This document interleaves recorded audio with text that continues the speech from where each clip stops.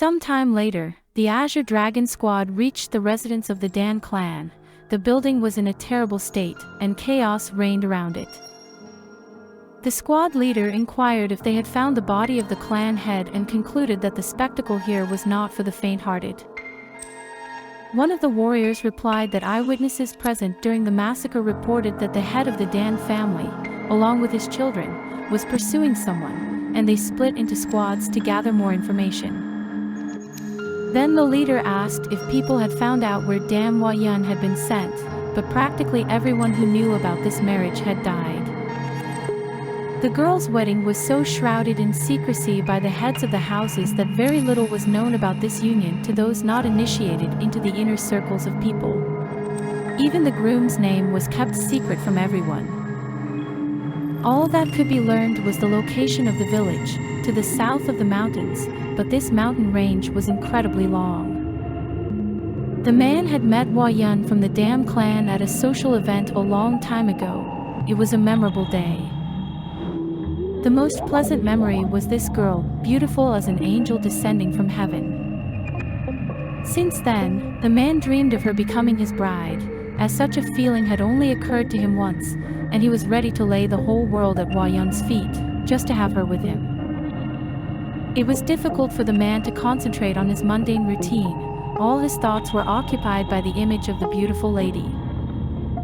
Being far away, the master missed her so much that he would overcome thousands of kilometers just to see her silhouette in the window. One day, when the boy returned home, his father called him for a serious conversation. This news broke the man's heart.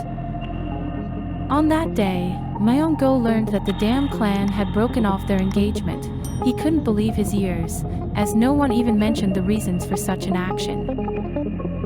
The father said that the clan head had decided to marry the girl to the grandson of the Murim alliance leader.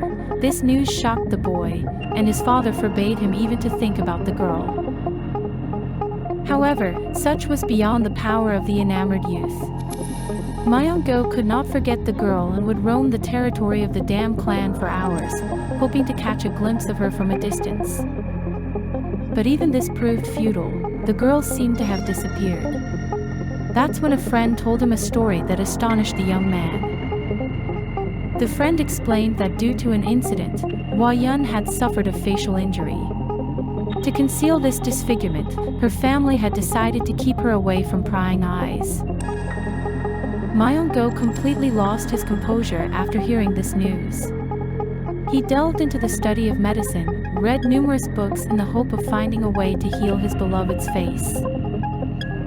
And now she was married to someone unknown. Even if he belonged to Murim, his connections with the Dam clan did not bode well. The man tightly gripped the hilt of his sword.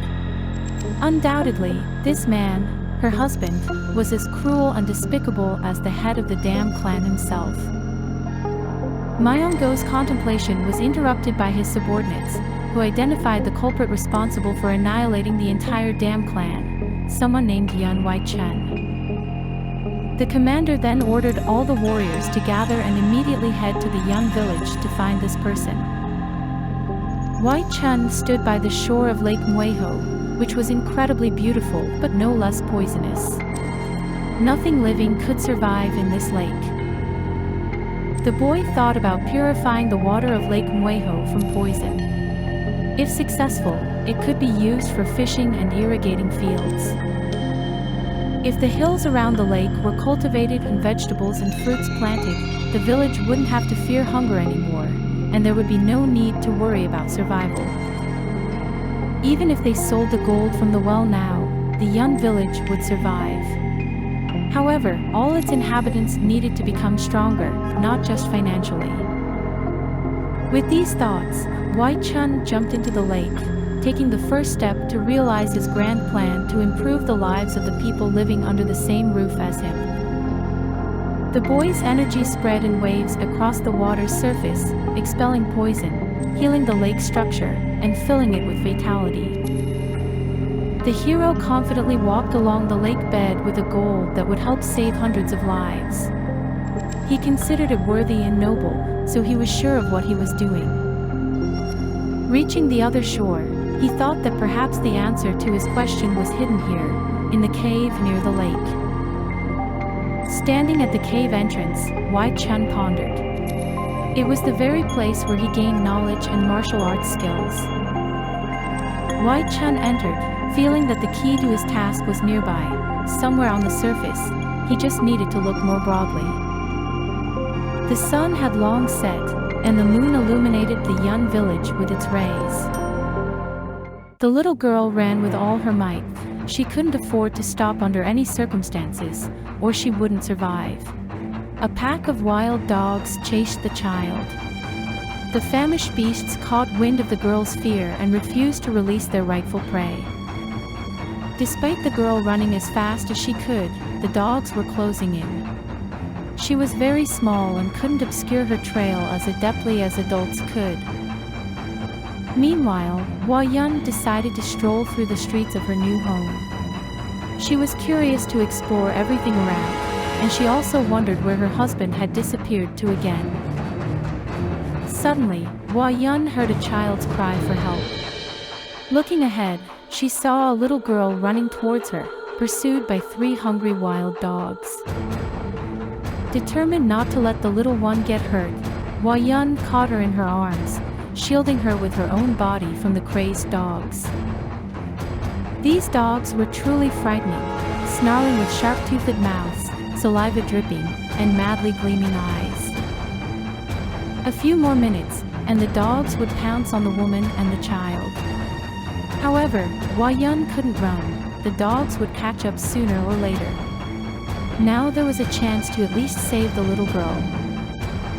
Suddenly, a male shout rang out, and the village elder leaped forward. It was a stroke of luck because the man had a weapon with him.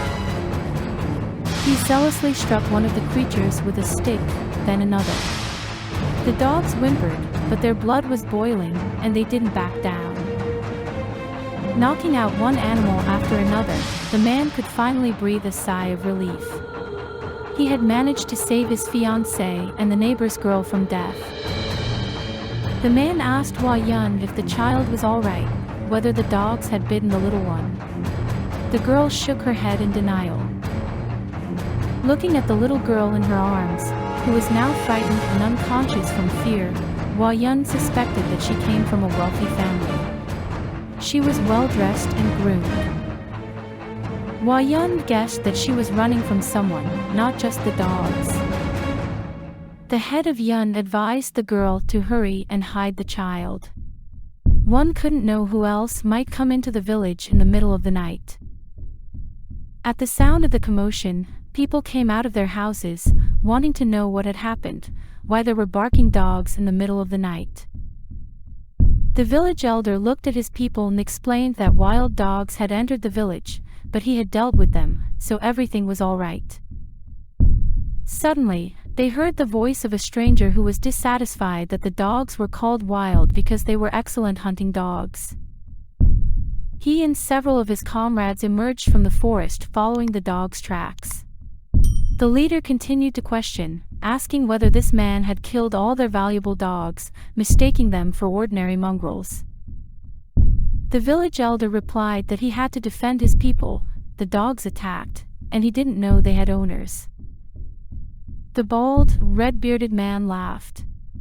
He thought the elder's words were nonsense because their dogs couldn't attack anyone without a command. Most likely, the leader was hiding the girl the dogs were chasing. Elder Yun replied that he hadn't seen any child but was willing to compensate the men for the damage caused by the hounds. They could part ways amicably. The red-bearded man didn't hesitate much and almost immediately stated that he wanted 28 grams of gold for each of his dogs, such was their value to the owner. The old man standing behind the leader intervened in the men's conversation. The amount mentioned for one dog equaled the cost of a house. The old man asked the men to stop being impudent. The trio's leader placed his enormous hand on the frail shoulder of the old man and asked if he understood correctly. Did the old man consider the bald man's words a joke? This situation began to stress Elder Yun. He didn't know how to get out of the situation with minimal losses, and money seemed to be the simplest option. Possessing a significant internal strength, the village elder examined the power in the stranger's gesture. The man was attempting to exert it on the old man. Head Yun hastened to warn his old acquaintance of the danger, and several people turned towards his words. But the man didn't make it. The bald one's hand, which touched the old man, twisted and turned it. The old man lost consciousness.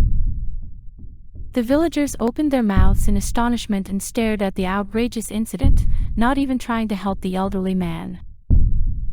At the feet of the red-bearded man, with a contorted face from pain, lay the old man, a member of their community.